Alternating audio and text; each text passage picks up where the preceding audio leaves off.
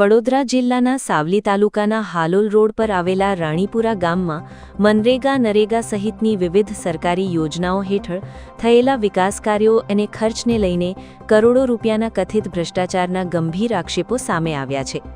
ગામના 6 જેટલા જાગૃત નાગરિકોએ વર્ષ 2018થી 2026 દરમિયાન થયેલા વિવિધ વિકાસ કાર્યોની માહિતી આરટીઆઈ હેઠળ માંગતા સમગ્ર પંથકમાં ચકચાર મચી છે.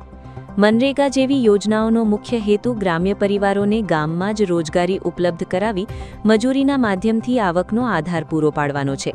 પરંતુ રાણીપુરામાં આ જ યોજનાના અમલીકરણને લઈને ગ્રામજનો દ્વારા ગંભીર સવાલો ઉઠાવવામાં આવ્યા છે.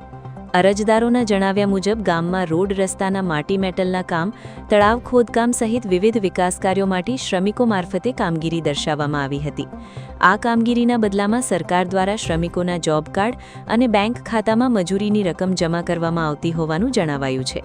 પરંતુ ગ્રામજનોનો આક્ષેપ છે કે કેટલાક જોબ કાર્ડમાં નામ અને ફોટામાં તફાવત હોવા છતાં મજૂરીની રકમના વ્યવહારો થયેલા હોવાનું જણાય છે.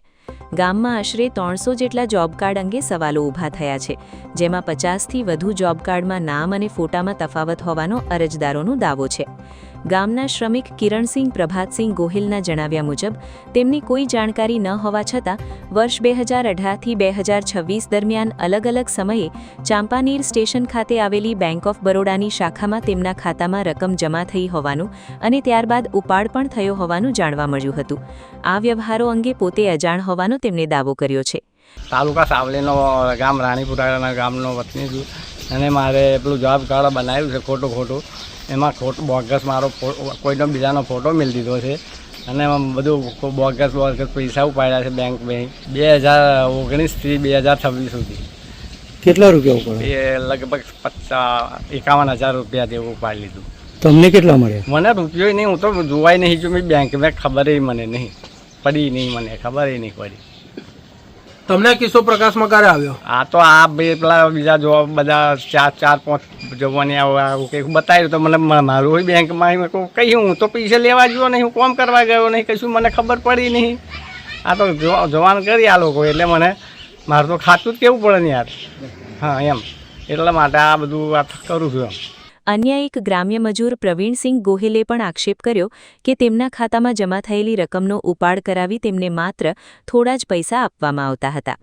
નરેગાનું કામ કરી અને મારા ઘરનું ગુજરાન ચલાવતો હતો અને જે મારા નરેગાનું કામ કરું અને જે સરપંચ મારા ખાતાને કંઈ પૈસા ભાઈ આટલા પડ્યા તો 30,000 રૂપિયા મારા ખાતામાં પડ્યા અને પછી મને 1,000 રૂપિયા કરીને 3,000 રૂપિયા આપ્યા અને પછી બીજા સરપંચને ઉપાડીને હું આપી દીધેલું. ખભે પાવડા મૂકીને મારું કામ કરેલું છે.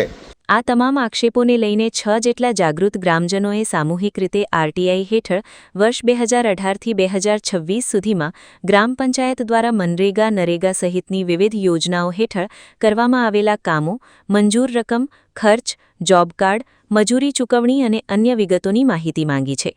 અરજદારોનું કહેવું છે કે જો રેકોર્ડ અને સ્થળ પર થયેલા કામોની તપાસ કરવામાં આવે તો કથિત ગેરરીતિ અને નાણાકીય અનિયમિતતાઓ અંગે હકીકત સામે આવી શકે છે. સાથે જ સમગ્ર મામલે સઘન તપાસ કરી જવાબદાર સામે કાર્યવાહી કરવાની માંગ કરવામાં આવી છે. આ સમગ્ર મામલે તાલુકા વિકાસ અધિકારીનો સંપર્ક કરવામાં આવતા તેમણે જણાવ્યું હતું કે મામલાની તપાસ કર્યા બાદ યોગ્ય કાર્યવાહી કરવામાં આવશે. મનરેગાના કામોમાં ભ્રષ્ટાચારના આક્ષેપો થયા છે. આપ સાહેબ શું કહેવા માંગો? આપણા મારફતે ગઈકાલે જે અમે જોયું ન્યૂઝ રીલ થયા એમાં એવી કોઈ ફરિયાદ અત્યારે મળેલ નથી, પણ હવે ટેકનિકલી અને વહીવટી રીતે હકીકતલક્ષી અમે તપાસ કરાવી અને જો એમાં કોઈ ક્ષતિઓ કે અનિયમિતતા હશે તો માનનીય નિયામક શ્રી જિલ્લા વિકાસ અધિકારીને એને અહેવાલ આપવામાં આવશે અને તેની સામે શિક્ષાત્મક કાર્ય હાથ ધરવામાં આવશે એની ખાતરી આપે. હવે રાણીપુરા ગ્રામ પંચાયતના વર્ષ 2018થી 2026 સુધીના વિકાસ કાર્યો, જોબ કાર્ડ અને મજૂરી ચૂકવણીના રેકોર્ડની તપાસ બાદ આક્ષેપોમાં કેટલું તથ્ય છે તે સ્પષ્ટ થશે. આ મામલે વહીવટી તપાસના પરિણામ પર સૌની નજર છે. ઉપરોક્ત વિગતો ગ્રામજનો અને અરજદારો દ્વારા કરવામાં આવેલા આક્ષેપો તથા રજૂ કરાયેલી માહિતીના આધારે છે. YouTube પર KNK મીડિયા નેટવર્કને સબસ્ક્રાઇબ કરો, Facebook અને Instagram પર ફોલો કરો અને દરેક પોસ્ટને લાઇક અને શેર કરવાનું ભૂલશો નહીં.